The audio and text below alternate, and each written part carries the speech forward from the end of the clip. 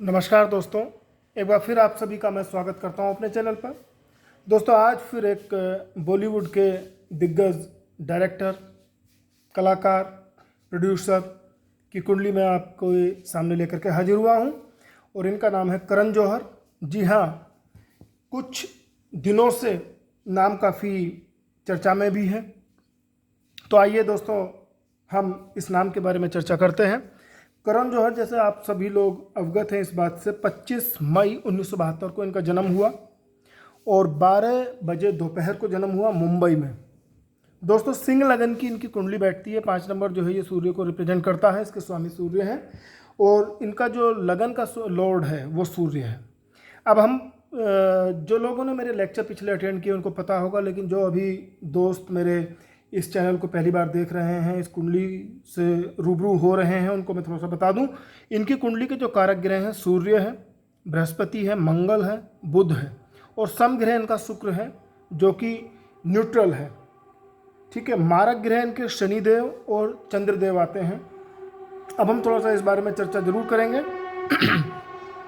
अगर दोस्तों इनकी कुंडली को देखिए, चंद्रमा चूंकि इनकी कुंडली का मारक ग्रह है, अब मारक ग्रह चंद्रमा यहाँ बिल्कुल अकेला बैठता है, तो ये केमद्रुम दोष से पीड़ित है।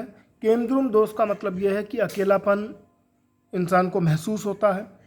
कई बार अपने कर्म क्षेत्र में, चूंकि पराक्रम भाव में बैठा हुआ है, पराक्रम को काफ़ी क्षीण करता है आदमी के, मेहनत जो करता है उसमें मन नहीं लगता, फ्रस्ट्रेशन रहती है। ये इनकी कुंडली का एक निगेटिव एस्पेक्ट है।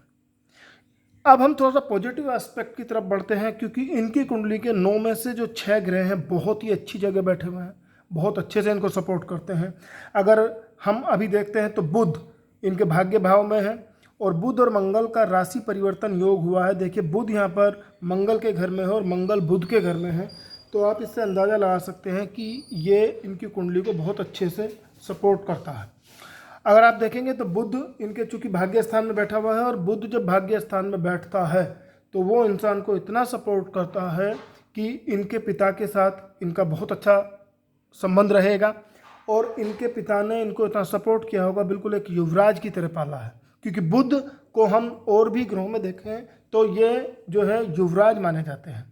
तो आप अंदाज़ा लगाइए कि पिता से पूरा इनका सपोर्ट मिला है। सूर्य इनके कर्म स्थान में है, तो आप ही देखिए यहाँ सूर्य दिग्बली हो जाते हैं और दिग्बली जो दिशा बल सूर्य को मिला है, इसका मतलब कर्म क्षेत्र इनका बहुत अच्छा रहेगा। ये कला के जगत से जुड़े रहेंगे, क्योंकि अगर हम देखें शुक्र इनका यहाँ आकर के लाभ स्थान में बैठता है, बड़े ये जो है इच्छा पूर्ति को भी इनकी कंप्लीट करता है शुक्र। और मंगल को देखें तो मंगल और शुक्र दोनों की जो ये युति है, ये इनको धन भाव के लिए, धन लाभ के लिए बहुत अच्छा एक सपोर्ट इनको मिलेगा। बृहस्पति देव की बात करें, चूँकि बृहस्पति का एक कारक भाव भी है, अपने घर में बैठे हुए हैं, पंचम भाव में बैठे हुए हैं, बृहस्पति सूर्य के मित्र भी हैं। ये एक बहुत ही अच्छा कॉम्बिनेशन है। अचानक जो अनसर्टेन गेन होने वाले हैं उनके लिए ये सबसे अच्छा है। लव रोमांस के लिए अच्छा है। पुत्र प्राप्ति का योग यहाँ से पता चलता है। तो कुल मिलाकर के बृहस्पति तो इनके इतने अच्छे हैं कि अकेला बृहस्पति भी पूरी कुंडली को पार लगा सकता है। बृहस्पति की खुद अपनी जो है 3 दृष्टियाँ होती है, 5, 7, 9। तो पंचम भाव ये भाग्य को देखते हैं और 7वां भाव अगर आप देखें तो यहाँ ये धन भाव को देखते हैं और 9वां भाव इनके खुद की पर्सनालिटी को बृहस्पति देखता है। और इस समय अगर हम देखें, देखिए शनि की महादशा इनकी 2003 से चल रही है। ठीक है, और शनि की दशा में बृहस्पति की अंतर्दशा 23 जनवरी 2020 से शुरू हो चुकी है। यहाँ इनको अनसर्टेन गेन, बहुत अच्छे पैसे मिलने की, धन प्राप्ति के पूरे योग बनते हैं। अब हम थोड़ा सा शनि पर विचार अगर करते हैं। शनि चूँकि इनका जो है सप्तमेश का स्वामी है। सप्तमेश जो है इनके दाम्पत्य जीवन को रिप्रेजेंट करता है और इधर कोर्ट कचहरी, रोग ऋण शत्रु का घर भी जो है इनका यहीं पर है। हालांकि राहु यहाँ बैठता है तो वो इन चीज़ों से इनको छुटकारा दिलाता है, लेकिन शनि, चूँकि शनि की 10वीं और 11वीं जो राशि है, मकर और कुंभ राशि के स्वामी शनि हैं। अब शनि जब यहाँ आकर के बैठ कर के कर्म क्षेत्र में बैठते हैं तो ये कहीं ना कहीं जो इनके साथ काम करने वाले लोग हैं उनको सपोर्ट बहुत ज़्यादा करते हैं, आउटराइटली सपोर्ट करते हैं। ये शनि कराएगा और कई बार कर्म क्षेत्र में ही, इनके कार्य क्षेत्र में ही कुछ लांछन भी इन पर लग सकते हैं। ये शनि का प्रभाव है। अब चूंकि शनि यहाँ पर महादशा है, शनि की बृहस्पति की अंतर्दशा है, तो ये तो पक्का है कि इनको अनसर्टेन गेन बहुत होने वाले हैं। लेकिन शनि का जो प्रभाव है वो दाम्पत्य जीवन के लिए यहाँ एक बहुत ज़्यादा अच्छा नहीं है। शादी में डिले होगा अननेसेसरीली। शादी में डिले के साथ साथ कई बार ऐसी भी स्थिति बन सकती है कि मन इनका चूंकि चंद्रमा से पीड़ित है तो शादी का मन भी इनका शायद ना करें, ये हो सकता है। ये मैं ये नहीं कह रहा हूँ कि क्योंकि हो सकता है कुछ लोग जो अपने अपने तरीके से कुंडली का विवेचन करते हैं वो अपनी अलग मत रखते हैं, तो मेरा मत इसमें डिफरेंट है। अगर हम केतु की स्थिति देखें, केतु 12वें घर में हो और चंद्रमा के घर में कर्क राशि में बैठे हुए हैं, तो ये थोड़ा सा अच्छा एक संकेत नहीं है। हालांकि विदेश ये घूमते रहेंगे क्योंकि केतु का ये कारक भाव यहाँ पर बैठता भी है, परंतु इनको कहीं ना कहीं कई बार कुछ अड़चनों का सामना करना पड़ सकता है। कुछ छोटी मोटी बीमारियों से भी ये पीड़ित रह सकते हैं। लेकिन अल्टीमेटली अगर हम केतु और चंद्रमा को देखें, चंद्रमा इनके अकेलेपन का कारक है और केतु कहीं ना कहीं इनको अध्यात्म की तरफ आने वाले टाइम में इनको ले जा सकता है। ये इनकी पूरी कुंडली का दोस्तों विवेचन, एक मेरे अकॉर्डिंग जो विवेचन है वो मैंने किया है। समय बहुत अच्छा है, लेकिन बीच में जो अंतर्दशाएं हैं वो इतना समय मेरे पास अभी नहीं है कि पूरी कुंडली में यहाँ पर डिस्क्राइब कर सकूँ। बीच में जो इनकी अंतर्दशाएं बैठती हैं कुछ पीरियड के लिए, हो सकता है किसी स्कैंडल या केस में भी इनका फंसना हो सकता है।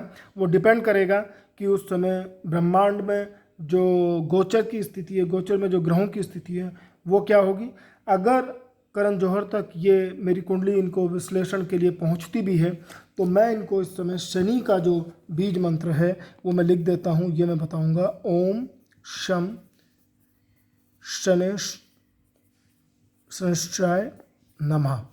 ये अगर 108 बार डेली करते हैं और ये यहाँ पर कृष्ण पक्ष के शनिवार से करना है शाम को, और ये इनको 220 दिन करना होगा, तो काफ़ी हद तक कर्म क्षेत्र में इनके जो अड़चने हैं उनसे इनको छुटकारा मिलेगा। क्योंकि शनि उतरता हुआ है तो दशा उतरती हुई है। अब ये काफ़ी टाइम हो चुका है क्योंकि शनि का जो टाइम है पूरे 19 साल का है। तो आप ये देखिए इस समय ये केवल और केवल अगर हम पूरे देखें तो 2 साल के से या 2.5 साल के आसपास का शनि का ये पीरियड इनका बचता है। तो कहीं ना कहीं ये इनके लिए बहुत हितकर साबित होगा, अच्छा होगा।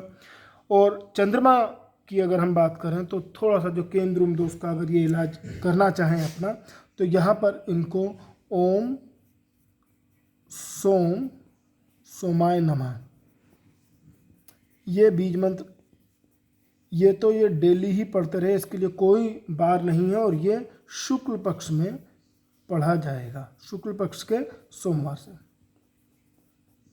अगर ये ऐसा करते हैं तो अकेलेपन से इनको छुटकारा मिलेगा, लाइफ के प्रति बहुत अच्छा रुझान होगा। हालांकि ये प्रोएक्टिव बहुत हैं, उसमें बुध और बृहस्पति का बहुत योगदान है। और इधर सूर्य चूंकि इनके कर्म क्षेत्र में, तो एनर्जेटिक तो पूरे हैं।